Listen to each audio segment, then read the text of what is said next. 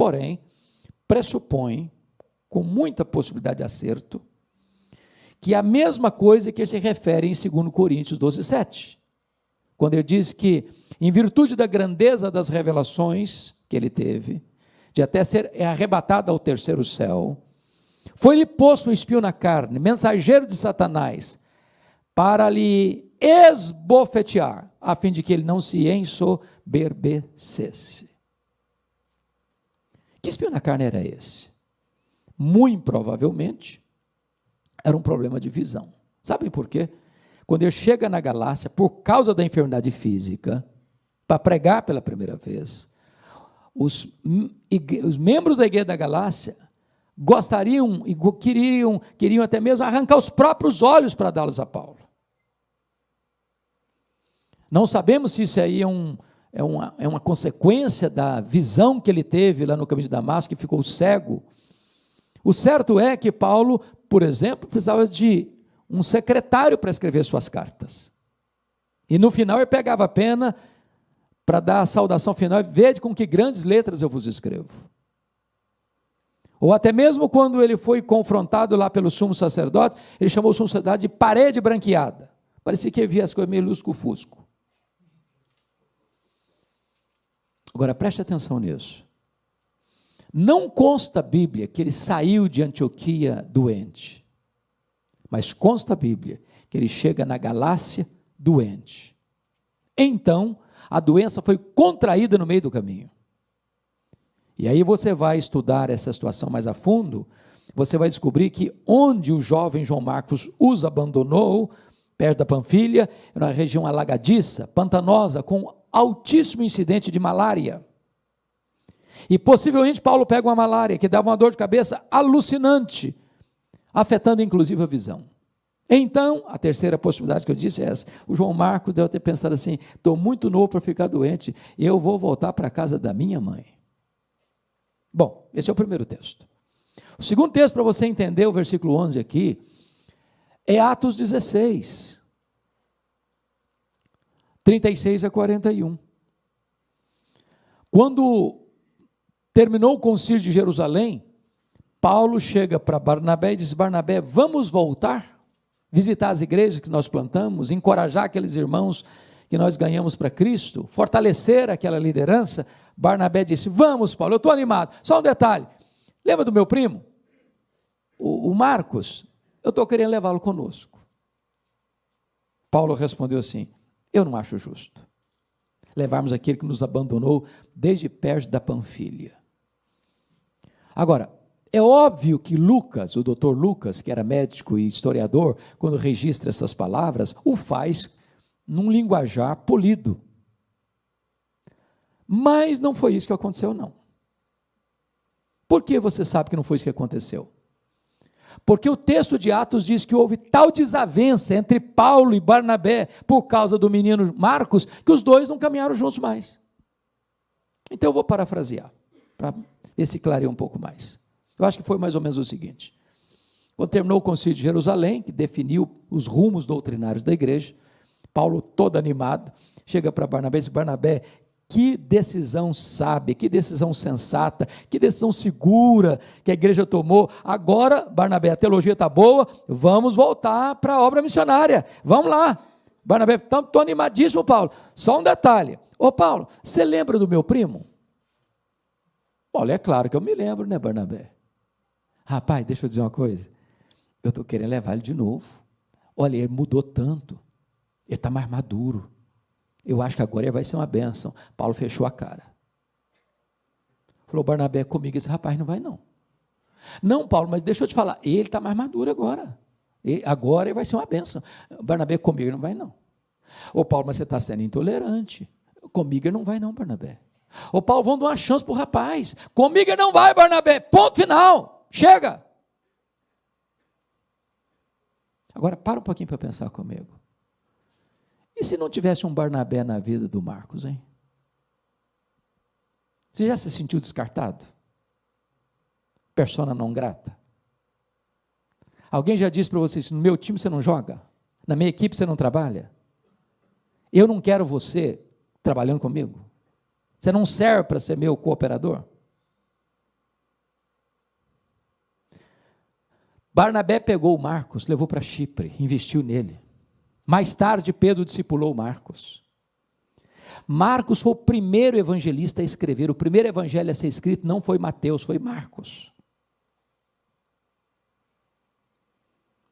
Claro, Paulo escolheu o Silas, profeta da igreja de Jerusalém, e Deus encaminhou a vida dele de uma maneira linda, maravilhosa, na sua rica providência, e agora Paulo está no corredor da morte, fazendo uma espécie de faxina na sua cabeça.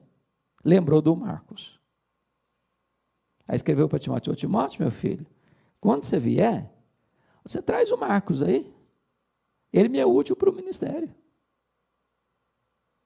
Que princípio nós estamos aprendendo aqui? Você nunca é tão grande como quando você é humilde. Você não perde a sua autoridade espiritual dentro da sua casa, com seus filhos, com a sua mulher, no seu trabalho, na igreja, quando você reconhece os seus erros e pede perdão. Às vezes nós homens somos muito durões, sabia? E às vezes eu escuto de algumas esposas assim: pastor, meu marido não sabe o que é pedir perdão. Ele é duro demais. Erra comigo, erra com os filhos. Nunca ele pediu perdão. Nunca. Ou a gente machuca alguém com palavras, com atitudes, e vai passando por cima, igual um trator. Deixa eu dizer você, ninguém tem o direito de prosseguir na vida deixando pessoas feridas para trás. Não construa a sua vida deixando gente machucada para trás. Tenha humildade de reconhecer os seus erros e de pedir perdão. Isso é um princípio. Quarto princípio que nós aprendemos aqui nesse texto. Por pior que seja a situação, por mais ocupado que você esteja, nunca perca a alegria e o entusiasmo de estudar a palavra de Deus. Hoje nós tivemos um exemplo aqui de uma criança de 9 anos. Porque às vezes, pastor, só porque não conhece a minha vida, eu trabalho muito. Está pensando o quê? Eu trabalho 12 horas por dia. Irmãos, eu estou com 64 anos, via de regra, com pouquíssimas exceções, eu trabalho 3 expedientes por dia, manhã, tarde e noite, levanto 5 horas e não vou dormir antes da meia-noite, via de regra. Sou um menino ainda. Menino. Eu só sei a minha idade quando eu me olho no espelho. O espelho não mente, é uma tristeza. Então você nunca tem desculpa: não, eu estou ocupado, trabalho muito, estou cansado, Bíblia eu leio quando eu vou na igreja. E tem gente que nem Bíblia mais tem. Eu não tenho nenhum problema com a Bíblia que eu gosto e uso. Mas deixa eu fazer uma brincadeira com vocês. O Arival, pastor lá comigo em Pinheiros, ele é muito engraçado e ele tem o dom do humor. Tem coisa que ele fala que se eu falar é um escândalo. Na boca dele fica bem, todo mundo ri, ninguém fica com raiva, é uma maravilha. Há poucos dias eu disse na igreja: meus irmãos, Bíblia de papel, que você anota, que você risca, bota lauzinho assim, bota data, é espada. Agora esse negócio de Bíblia, só no celular, é só canivete. Só canivete. Você precisa ter uma Bíblia. Você anotar. Sentir o cheiro do papel. Quando ele diz assim no verso 13: quando você vier, meu filho, traz aí a minha capa, os pergaminhos, meus livros, os pergaminhos. O pergaminho eram as cópias da Bíblia. Agora, preste atenção que o cara está numa masmorra escura, o cara está velho, o cara está doente, o cara está acusado injustamente, o cara está abandonado pelos amigos, o cara foi condenado à pena de morte. O cara está no corredor da morte. O cara está aguardando a hora da execução. E ele quer estudar mais a Bíblia. Está morrendo e quer estudar mais. Tem gente que vive a vida inteira e não estuda nada.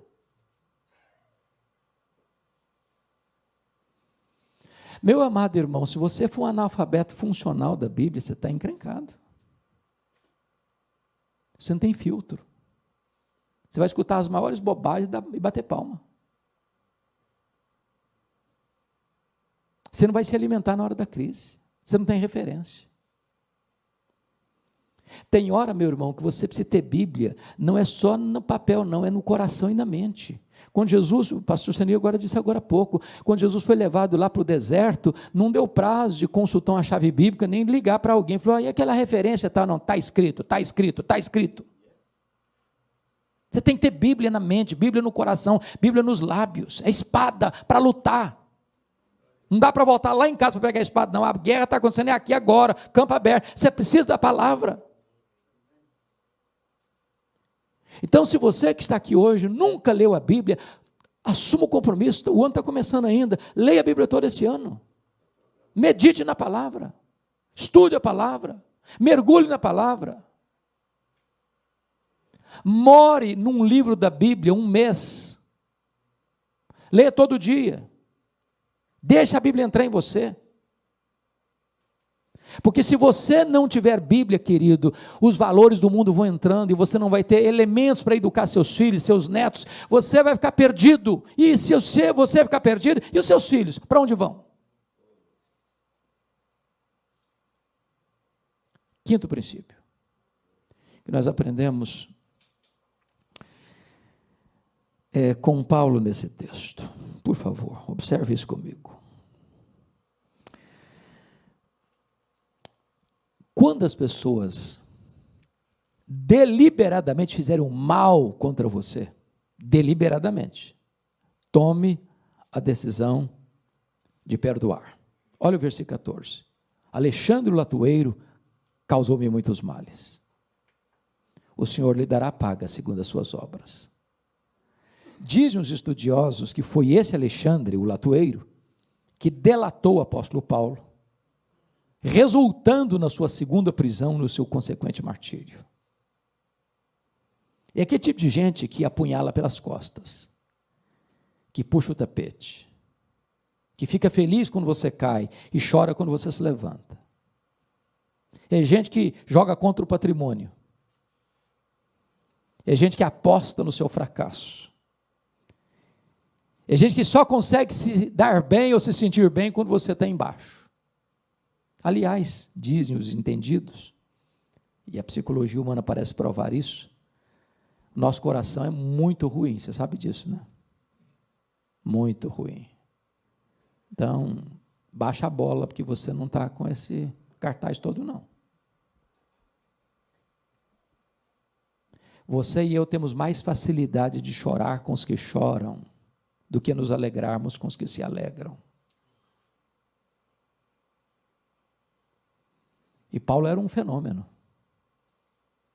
Paulo era o apóstolo que percorria o mundo, e onde eu chegava, os milagres de Deus aconteciam.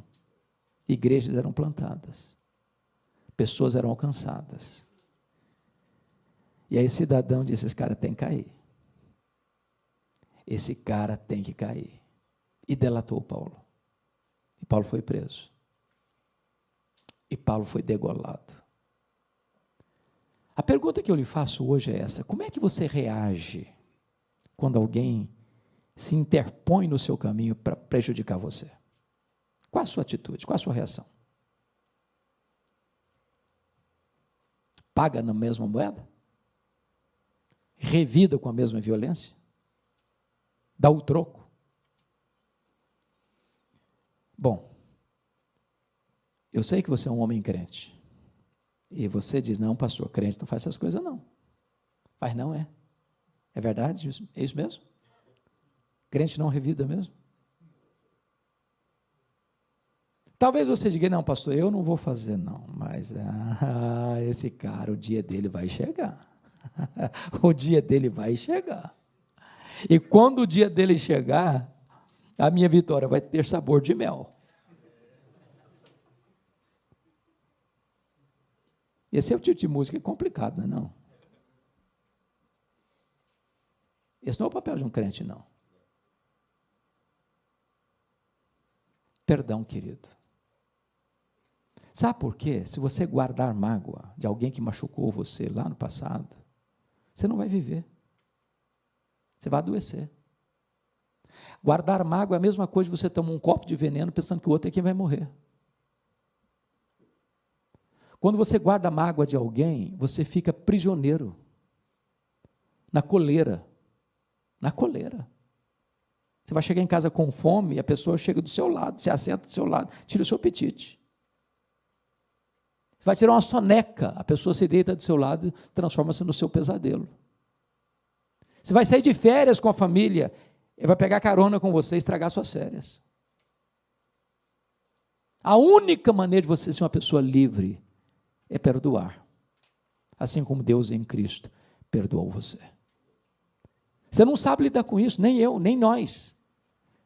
Entrega para Deus, Deus sabe lidar. Eu não sei. Meu senso de justiça é torto. O Senhor lhe dará paga, eu não.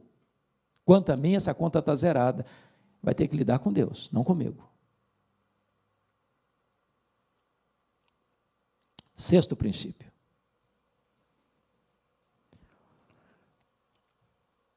Olhe comigo no versículo 21, que nós não chegamos a ler, mas vale a pena ler agora. Está escrito assim: apressa-te a vir antes do inverno. E o princípio que Paulo está dizendo aqui é o seguinte: eu já tinha dito no versículo 9, procura vir ter comigo depressa. Mas essa é uma expressão indefinida, eu não sei o que é depressa. Depressa pode ser 1 minuto, 1 hora, 1 dia, 1 semana, eu não sei o que é depressa. Depende de quê? Do contexto. Então, como que num pós-scriptum, ele diz no verso 21 assim: ô Timóteo, quando eu disse para você vir ter comigo depressa, o que eu quero dizer é o seguinte: venha antes do inverno. Por que ele está dizendo isso? Porque no período dos 3 meses do inverno, não se navegava com segurança. É só ler Atos 27 e 28, para ver o naufrágio que teve, porque tentaram navegar no inverno. Então, o que ele está dizendo, trocando em miúdos?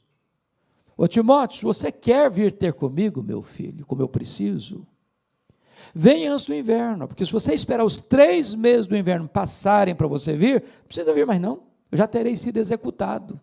Quando você chegar aqui, eu não estou mais aqui não. Qual o princípio? Há coisas na vida que ou você faz hoje, ou você nunca mais vai ter a oportunidade de fazer. Não dá para esperar. Não dá para esperar. Cada um aqui tem o seu contexto de urgência, não é verdade? É aquela conversa com a esposa, às vezes o casamento está aí no ponto morto, ou no piloto automático, numa mesmice, está correndo demais, trabalhando demais, não tem tempo para a esposa, não tem tempo para os filhos, ou está correndo demais também, não tem tempo para buscar a Deus, para ler a Bíblia, para vir à igreja, ou fez do dinheiro o seu Deus, achando que o dinheiro vai resolver o seu problema, que o dinheiro é tudo na vida. E está na hora de você realinhar sua vida, buscando as primeiras coisas primeiro. Buscando o reino de Deus em primeiro lugar. As demais coisas o serão acrescentadas. Mas não adie aquilo que é urgente. Procura vir ter comigo depressa, mas venha antes do inverno. Porque se você demorar demais, passou a hora, passou o tempo, perdeu a oportunidade. Não tem mais jeito. A oportunidade se foi. Penúltimo lugar, 7º princípio que Paulo nos ensina nesse texto. Ainda que você enfrente uma situação tão dramática na vida, que você seja abandonado por todos, saiba de uma coisa: Deus nunca vai desamparar você. Na minha primeira defesa, ninguém foi a meu favor, diz o verso 16. Mas no verso 17 ele diz o seguinte: mas o Senhor me assistiu e me revestiu de forças. Há momentos